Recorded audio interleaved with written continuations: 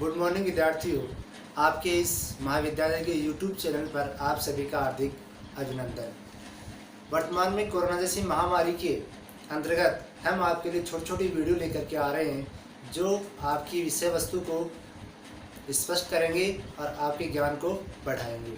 मैं आशा करता हूं कि आप इन वीडियो को ज़रूर देखें, कमेंट्स करें और साथ साथ में सहयोग दें। जैसा कि हमने पहले वीडियो डाला था कि अभिलेख किसे कहते हैं, अभिलेखों को किस विद्वान ने कितने भागों में बांटा है, कैसी इनकी महत्वपूर्ण भूमिका है, उसी बिंदु को आगे बढ़ाते हुए अब बात करेंगे कि जो अभिलेख होते हैं उन अभिलेखों की आवश्यकता क्यों है, उनका महत्व क्यों है और विद्यालय अभिलेख किसे कहा जाता है, उसके बारे में हम बात करेंगे। देखिए, बात करते हैं अभिलेख संरक्षण की। अभिलेख संरक्षण से पहले हम बात करते हैं कि विद्यालय अभिलेख किसे कहते हैं। ऐसी सामग्री जो विद्यालय में स्थायी रूप से रखी जाती है उसे विद्यालय अभिलेख कहते हैं। इसका मतलब ये कि विद्यालय के अंदर विद्यार्थियों के द्वारा जो कार्य किया जाता है उस कार्य के बदले जो भी विषय वस्तु, जो भी दस्तावेज स्थायी रूप से रखे जाएंगे वो क्या कहलाएंगे, विद्यालय अभिलेख कहलाएंगे। विद्यार्थी का ही नहीं, उसमें जितने भी कर्मचारी हो, चाहे सहायक कर्मचारी हो, पियोन हो, एचएम हो, जितने भी दस्तावेज हैं, रजिस्टर हैं, चाहे पंजिकाएं हैं, किताबें हैं, उस सारे की सारी विषय वस्तु क्या कहलाएगी, विद्यालय अभिलेख कहलाएगी। हमें इतना सा याद रखना है, विद्यालय में जो स्थायी रूप से जो विषय वस्तु रखी जाती है वही विद्यालय अभिलेख कहलाता है।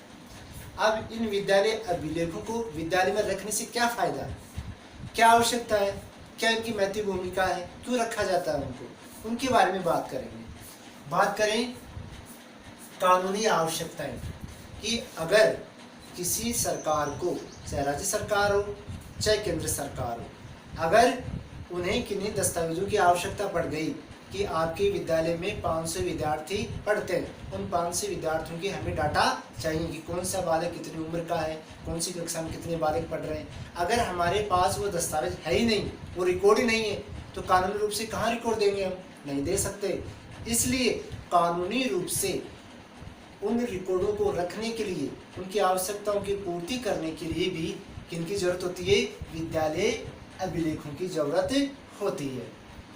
दूसरी, वित्तीय आवश्यकताएं कि विद्यालय अभिलेखों के द्वारा वित्तीय आवश्यकताओं की पूर्ति कैसे होती है। देखिए, इन अभिलेखों के आधार पर हम ये बता सकते हैं कि हमारी विद्यालय में 100 विद्यार्थी हैं और उन 100 विद्यार्थियों में कक्षा 1 में इतने विद्यार्थी हैं, 2 में इतने हैं, 3 में इतने हैं और 4 में इतने।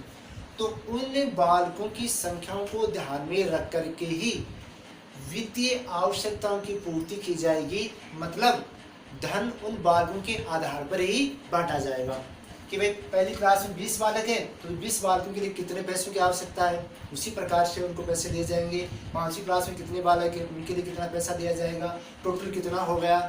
ये सारी चीज़ें हम किसके आधार पर प्राप्त कर सकते हैं, ये वित्तीय आवश्यकताएं पूर्ति किसके आधार पर हो रही हैं, ये विद्यालय अभिलेख के आधार पर हो रही हैं। हमने अपना दस्तावेज पेश कर दिया कि सर हमारे पास इतने बच्चे हैं और इस प्रकार की समस्या आ रही, हमें इतना पैसा चाहिए। उसके बाद में प्रशासनिक आवश्यकताएं। प्रशासनिक आवश्यकता का मतलब ये है कि हम उन्हीं दस्तावेजों के आधार पर, इन्हीं आंकड़ों के आधार पर हमने प्रशासन की मांग करते हैं। प्रशासन की मांग का मतलब ये कि हमें, हमारी विद्यालय में विद्यार्थी बहुत ज़्यादा है, इसलिए हमें एक पुस्तकालय अध्यक्ष चाहिए, हमें बाबू चाहिए, हमें एचएम चाहिए, हमें इंग्लिश का टीचर चाहिए, हमें साइंस का टीचर चाहिए। ये सारी की सारी प्रशासनिक आवश्यकताएं हैं उस विद्यालय के लिए।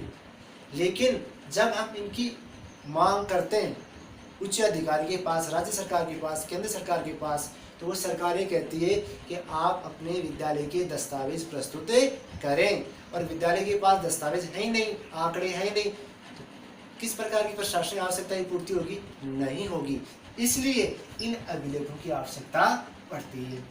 फिर बात है अगली, अनुसंधानमत या अनुसंधान की आवश्यकताओं के लिए। देखिए, कई बार जितने भी रिसर्च होती है जितने भी अनुसंधान होते हैं तो उन पर सर्वे किया जाता है। अब सर्वे करने के लिए वह किसी भी, जैसे मान लीजिए मंद बुद्धि बालक होते हैं, उन पर शोध कर रहे हैं कि मंद बुद्धि बालकों के लिए प्रमुख आवश्यकताएं कौन कौन सी होती हैं या उनके सामने कौन कौन सी समस्याएं आती हैं। तो वो क्या करेंगे, हर विद्यालय में जाएंगे और ये पूछेंगे कि आपकी विद्यालय में कितने मंद बुद्धि बालक हैं। तो आपने कहा कि हमारे पास तो 20 बालक हैं। ठीक है जी, 20 बालक कौन कौन सी कक्षाएं पढ़ते हैं? आपने बताया कि फर्स्ट क्लास में, सेकंड क्लास में और थर्ड क्लास में, 3 क्लास में पढ़ते हैं। ठीक है, अब उस सर्वे करता पूरा रिकॉर्ड अपने पास लिख करके ले जाएगा कि फर्स्ट क्लास में इस बालक की स्थिति ये थी, सेकंड वाले बालक की स्थिति ये थी, और जो थर्ड क्लास में था उस बालक की स्थिति ये थी। और उनके सर्वे करने के बाद में वह अपने अनुसंधान को अच्छी तरह से कर सकता है। लेकिन जब अनुसंधानकर्ता उस विद्यालय में आया और प्रधानाध्यापक से जानकारी प्राप्त करना चाहिए, और प्रधानाध्यापक ने कहा कि हमें तो मालूम नहीं कितने मंदबुद्धि बालक हैं, कितने औसत बालक हैं, बताओ जो अनुसंधान करता है क्या उसको सही सूचना मिली? नहीं मिली। इसलिए एक अनुसंधानकर्ता के लिए भी विद्यालय अभिलेख अपनी महती भूमिका रखते हैं। उसके बाद में संस्थात्मक कार्यक्रम का मूल्यांकन। संस्थात्मक कार्यक्रम का मतलब है कि कोई संस्था है, उस संस्था ने पूरे साल वार्षिक कार्यक्रम की रिपोर्ट प्रस्तुत की। ठीक है, रिपोर्ट प्रस्तुत की कि हमने इस प्रकार से बच्चों को पढ़ाया और हमारा रिजल्ट इस प्रकार से अच्छा रहा है। अब उसका मूल्यांकन लोग किसके आधार पर करेंगे? वो इन दस्तावेजों के आधार पर करेंगे, जो विद्यालय के अभिलेख हैं उनके आधार पर करेंगे, क्योंकि वो अपनी रिपोर्ट प्रस्तुत करेंगे। देखिए कि प्रथम क्लास में 60 बच्चे थे, दूसरी क्लास में 50 बच्चे थे, 10वीं क्लास में 20 बच्चे थे, सभी के फर्स्ट डिवीजन आई है। तो उन्होंने क्या रखा? अपनी मार्कशीट रख दी सभी के सामने, देख लो जी सभी बच्चों के ऐसे क्वेश्चन नंबर है। वो मार्कशीट, वो प्रमाण पत्र, वो प्रोग्रेसिव रिपोर्ट ही क्या है? वो उस छात्र के लिए और उस विद्यालय के लिए क्या है? अभिलेख ही है जो प्रस्तुत किए। और उन अभिलेखों के आधार पर हमने क्या कर लिया? मूल्यांकन कर लिया। क्या कर लिया? मूल्यांकन कर लिया। इसके अलावा अभिभावकों का सहयोग। हम विद्यालय अभिलेखों को संरक्षण करके अभिभावकों से सहयोग ले सकते हैं।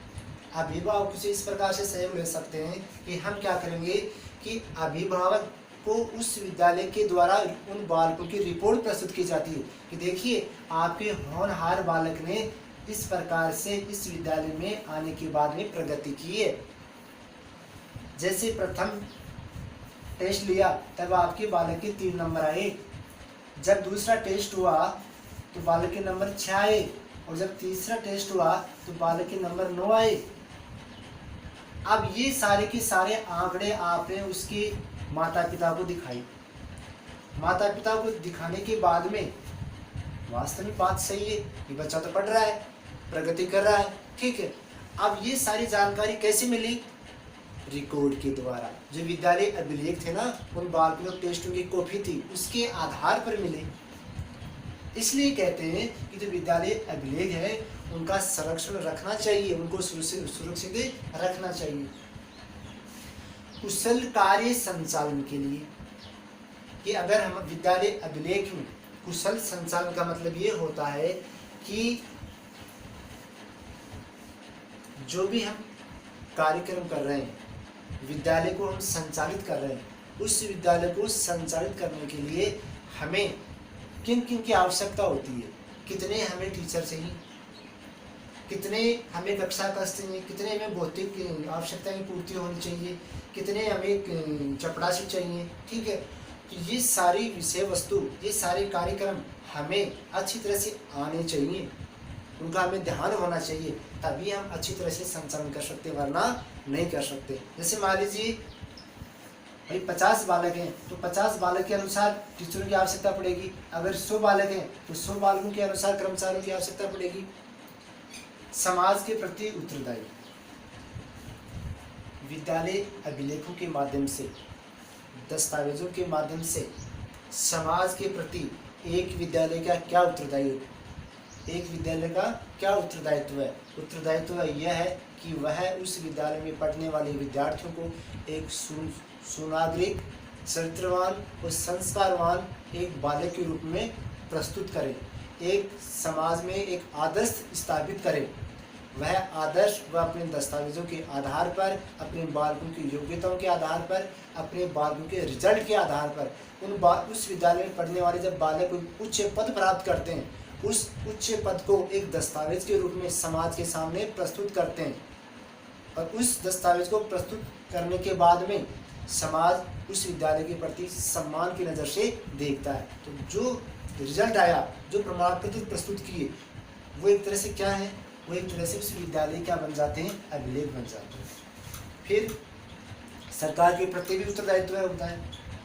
सरकार के प्रति का मतलब ये कि सरकार को समय समय पर उस विद्यालय के द्वारा डाटा प्रस्तुत किए जाएंगे कि इस साल में इतने बालक आए, इतने की फर्स्ट डिवीजन आई, इतने बालक की ड्रॉप आउट हो गई, इतने बालकों ने स्कूल छोड़ दी, इतने बालकों की अकस्मात मृत्यु हो गई, या इतने बालकों ने विद्यालय की अग्रिम कक्षा नहीं होने के कारण छोड़ दिया।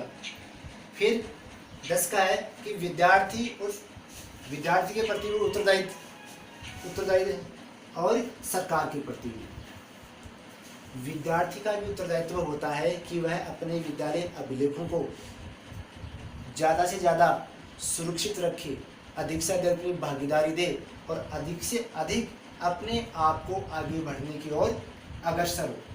इस प्रकार से हम सामान्यतः ये जान सकते हैं कि जो विद्यालय अभिलेख हैं, उन अभिलेखों को संरक्षण रखने से क्या आवश्यकता है या उन बालकों को संरक्षण रखने के क्या क्या फायदे हैं। तो हम सामान्य रूप से एक बार फिर देख लें कि सबसे पहले हमें ये आना चाहिए कि विद्यालय अभिलेख किसे कहते हैं। तो ऐसी सामग्री जो विद्यालय में स्थायी रूप से रखी जाती हो उसे विद्यालय अभिलेख कहते हैं। उसके बाद में आता है कि विद्यालय अभिलेखों को संरक्षण करने की आवश्यकता क्यों पड़ी। तो आवश्यकता इसलिए पड़ी, इसके लिए हमें निम्न बिंदुओं को ध्यान रखना चाहिए कि कानूनी आवश्यकता के लिए, वित्तीय आवश्यकताओं के लिए, प्रशासनिक आवश्यकताओं के लिए, अनुसंधान आवश्यकताओं के लिए, संस्थान कार्यक्रम का मूल्यांकन करने के लिए, अभिभावकों में सहयोग लेने के लिए, पुस्तक कार्य संचालन के लिए और समाज के प्रति उत्तरदायित्व निभाने के लिए, सरकार या विद्यार्थी के प्रति उत्तरदायित्व निभाने के लिए। इसी प्रकार से हम आगे इसी प्रकार से और छोटी छोटी वीडियो आगे लाते रहेंगे। और आज के लिए इतना ही। आपका फिर से बहुत बहुत धन्यवाद।